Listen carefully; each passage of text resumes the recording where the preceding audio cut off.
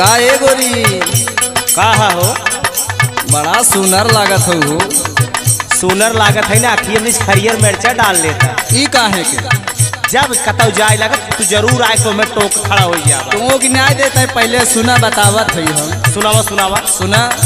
अरे ऐसन सुघराई गोरी गैलू कहाँ पाई हो, ऐसन सुघराई गोरी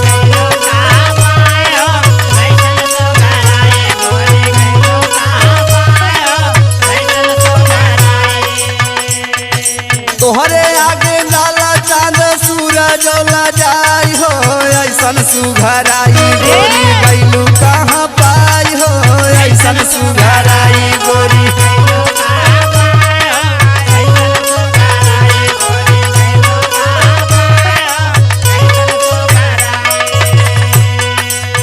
खाते पीते घरे कहीं तोहरी ना, पीते खाते घरे के ना आई है हम। अरे मतलब पिए तुम बाटू पिए तुम बाटू का मतलब का है? जवन जवन चीज लगाई थी ना, हाँ।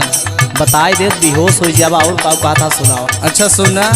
अरे बड़ी फुर्सत से विधना गढ़ाले शरीरिया,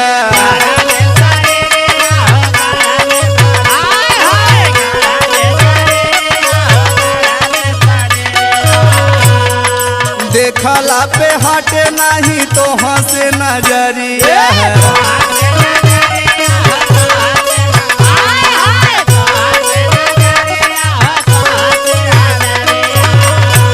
सुनत हो गोरी? सुनत है सुनावा। बड़ी फुर्सत से विधना गढ़ाले शरीरिया, देखला पे हटे नहीं तो हंसे नजरिया। अरे करे जा बदेलू मुस्काई हो, ऐसन सुघराई गोरी गैलू कहाँ पाई हो, ऐसन सुघराई गोरी गैलू कहाँ पाई हो, ऐसन सुघराई गोरी गैलू कहाँ पाई हो, ऐसन सुघराई।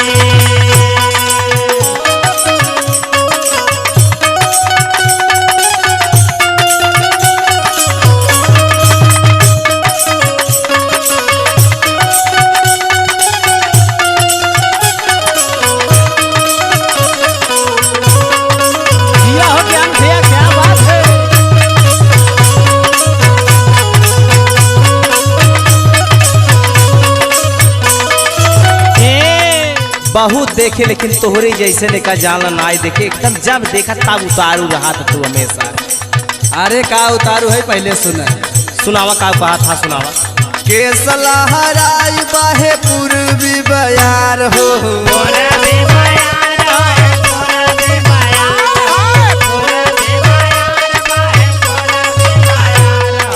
आखिया में सोहे भला गजर कटार हो।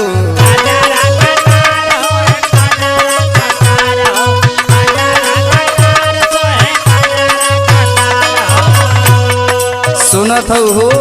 सुनत है। केसला हराई बहे पूर्वी बयार हो, आखिया में सोहे भला